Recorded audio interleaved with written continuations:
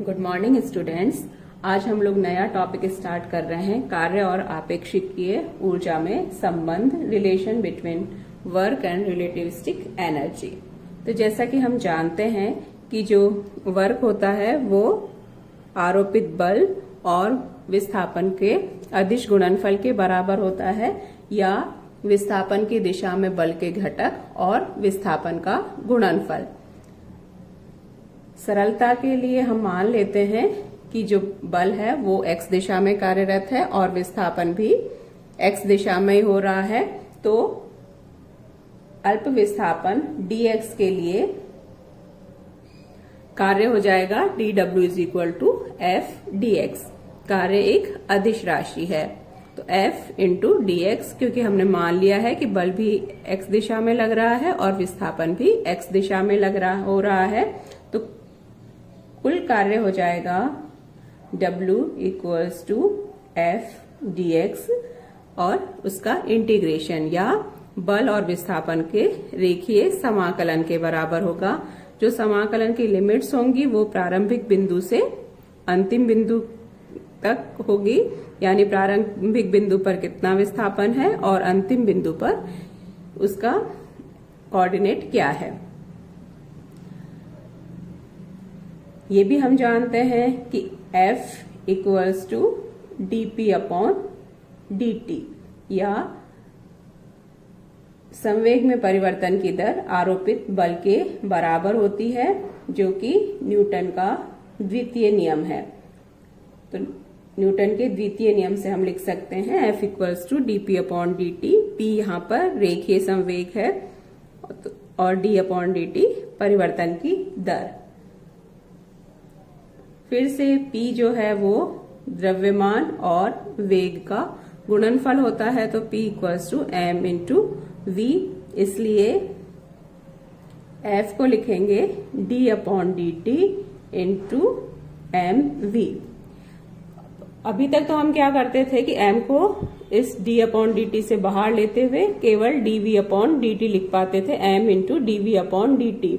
लेकिन previous lecture में हमने देखा कि रिलेटिविस्टिक मैकेनिक्स में द्रव्यमान है वो निश्चल नहीं रहता, बल्कि वेग के साथ परिवर्तित होता रहता है। इसलिए d/dt से हम m को डायरेक्टली बाहर नहीं ले जा सकते, हमें d/dt दोनों टर्म्स का करना पड़ेगा।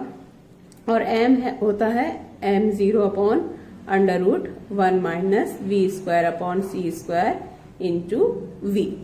m0 रेस्ट मास है द्रव्यमान विराम अवस्था में, उसको हम इस डिफरेंशिएशन से बाहर ले सकते हैं क्योंकि वो समय के साथ परिवर्तित नहीं होता।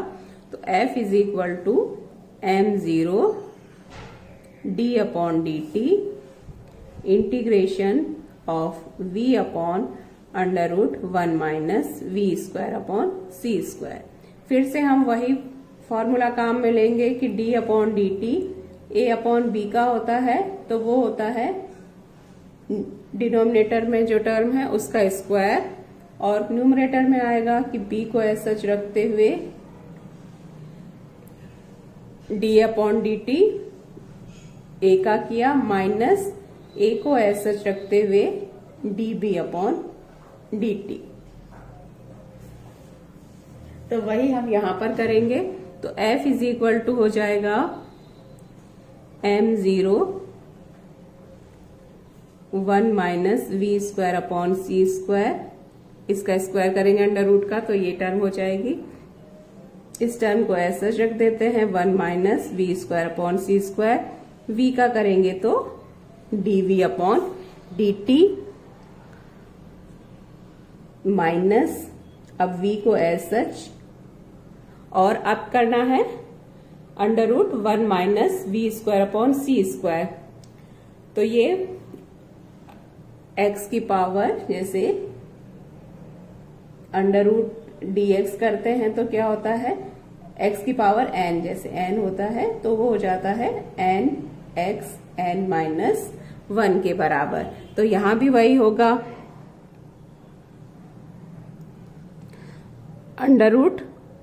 अंडर रूट में करेंगे तो n की जगह 1/2 -1, तो माइनस में चली जाएगी, यानी वो टर्म क्या है, नीचे आएगी 1 - v²/c²। लेकिन साथ में -v²/c² का और होगा, तो -1/c², v² का करेंगे तो 2v dv। तो अब हम इसको सॉल्व करते हैं। तो f =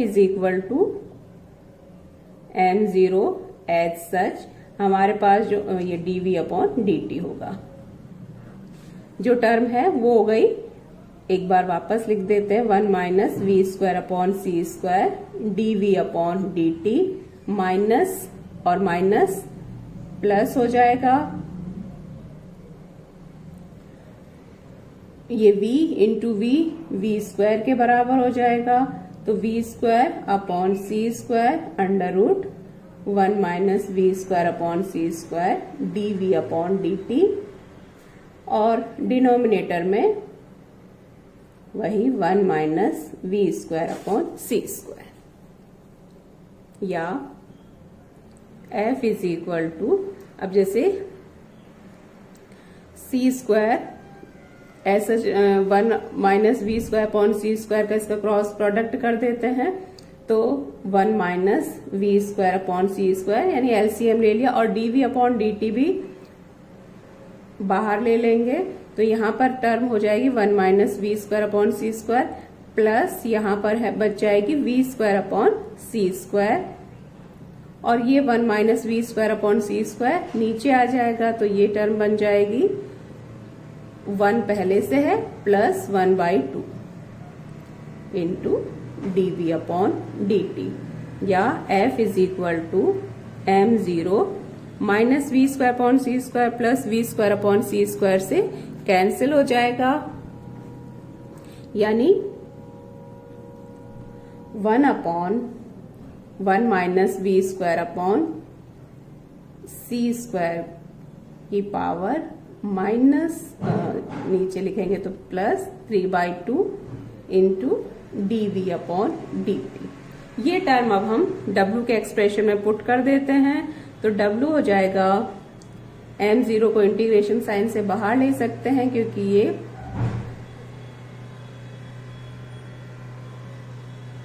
डिपेंड नहीं करेगा, कांस्टेंट टर्म है, तो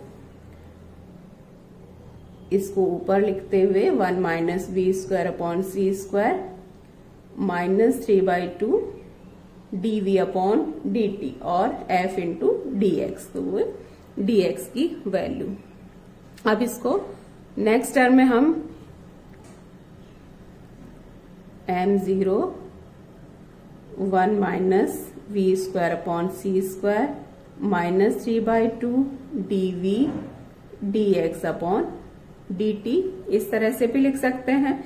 dx/dt v के बराबर हो जाएगा, तो m0 v 1 - v²/c² minus 3/2 into d। अब हमें इसका इंटीग्रेशन करना है, तो फिर से मान लेते हैं 1 - v²/c² को मान लीजिए, यू मान लिया हमने, तो माइनस 1/c², v² का होगा 2v dv = du, या उस टर्म में हमारे पास v dv है, तो v dv को हम लिख सकते हैं -c²/2 इंटू dv। तो ये v dv था, उसकी जगह हम -c²/2 du लिख सकते हैं, और ये हो जाएगा u की पावर -3/2, तो w हो गया m0 u -3/2 इंटू du। अब इंटीग्रेशन करना है x की पावर n dx का, क्या होता है x की पावर n+1/n+1, तो यहां पर हमें u का करना है, तो m0 u की power -3/2 + 1/-3/2 + 1 + a constant of integration, समाकलन नियतांक, जिसकी वैल्यू हम इनिशियल कंडीशन से निकालेंगे। तो W is equal to m0, ये -3/2 +1 तो कितना बच गया, -1/2, और नीचे भी इसी तरह से -1/2 प्लस a, या W इज इक्वल टू, और ये सॉरी ये -c²/2 और था, तो ये यहां पर -c²/2, ये हमेशा के लिए लिखा हुआ होना चाहिए था। तो -c²/2 हमने v dv की वैल्यू पुट की थी, तो वो भी साथ में आता। तो अब हम करेंगे तो ये ऊपर चला जाएगा, तो -c²/2 m0 -2 u की पावर -1/2 प्लस a, ये 2 माइनस भी हट जाएगा, तो ये हो गया m0 c² u -1/2 plus a, और u की वैल्यू हम वापस पुट कर देते हैं, तो w आ गया हमारे पास m0/√1 -b²/c² into c² plus a।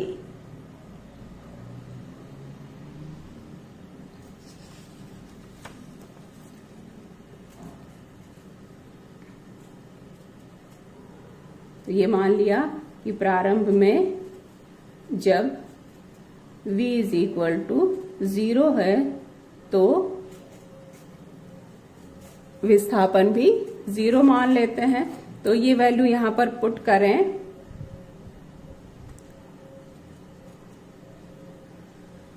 तो ये 0 हो गया। यहां पर क्या v की जगह 0 पुट करेंगे तो ये टर्म 1 हो जाएगी। तो a is equal to -m0 c², साथ ही m0/√1 -v²/c² को हम m पुट कर देंगे। तो w इक्वल्स टू हो गया mc² -m0 c², या w equals to m -m0 c², या w equals to delta mc², delta m mass में परिवर्तन के बराबर है।